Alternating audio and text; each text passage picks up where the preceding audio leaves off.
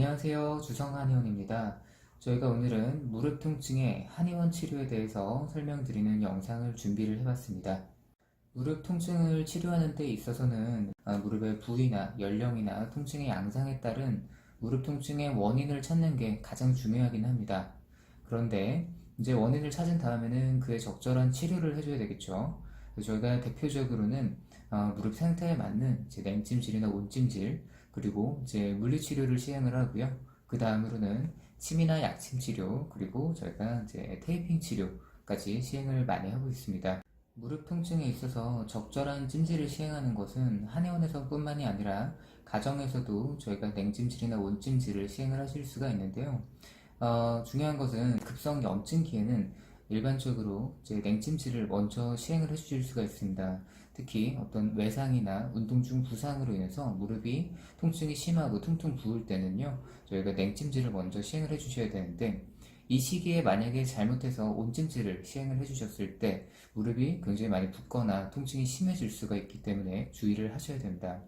그리고 이제 만성적인 무릎 통증의 경우에는 저희가 따뜻하게 온열 찜질을 해주는 것이 혈액순환을 촉진시키고 관절과 근육을 부드럽게 해주는 작용이 있다고 보시면 됩니다. 다음으로 이제 한의원의 대표적인 치료인 저희가 침치료를 시술을 하고 있습니다. 침치료 같은 경우에는 일회용 침을 사용을 하고요. 그리고 무릎의 이제 손상 부위, 그때 이제 설명드렸던 것이 무릎의 어떤 근육이라든가 힘줄, 그리고 인대나 관절 부위들에 대해서 이제 통증 부위들이 있다고 말씀드렸는데, 손상 부위에다가 저희가 침치료를 시행함으로 인해서 근육이나 힘줄이나 인대를 재생시키는 효과도 있고요. 그리고 통증을 완화시켜주는 효과가 있습니다. 전통 한의학적인 이론에 따라서 경락에 따라서 침치료를 시행할 수도 있는데요.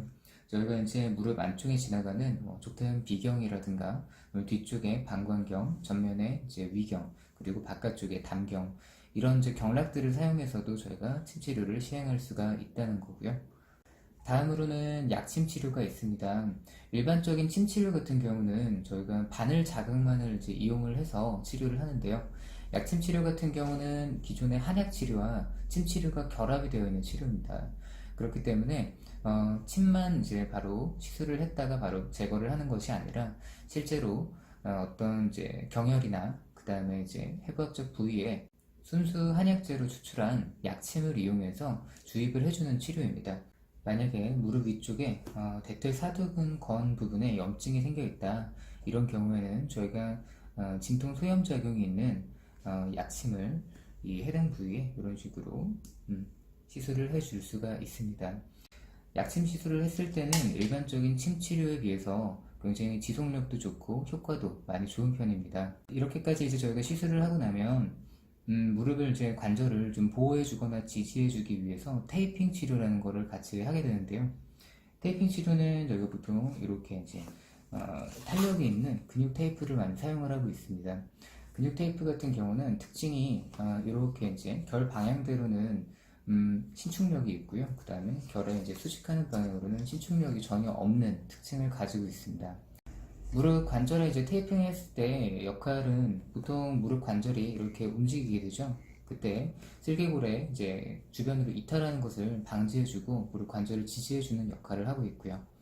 모션 테이핑적인 관점에서 봤을 때는 무릎을 이렇게 굽힌 상태에서 테이핑을 해주고 무릎을 다시 원 상태로 돌렸을 때 테이핑이 이렇게 쪼글쪼글하게 붙게 되는데, 그 부분이 이제 피부를 살짝 들어주면서 저희가 피부 분절을 자극을 해주고, 그리고 이제 림프나 아니면 혈액순환을 촉진해주는 효과가 있다, 이렇게 알려져 있습니다.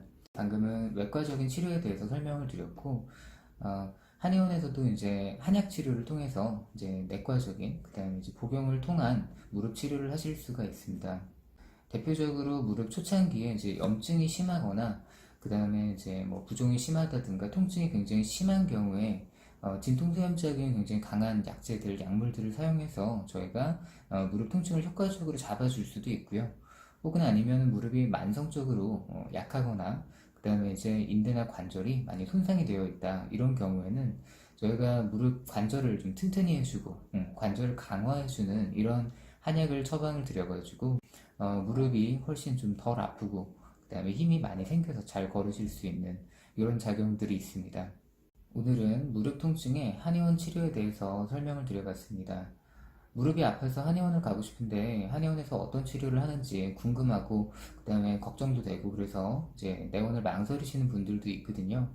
저희가 무릎 통증에 대해서 진찰하시는 원장님들에 따라서 다양한 치료들을 시행하실 수가 있는데 언제든 이제 무릎 치료에는 한의원 치료가 이제 효과가 좋은 편이기 때문에 부담 없이 내원을 해보시면 도움이 많이 될 것 같습니다. 감사합니다.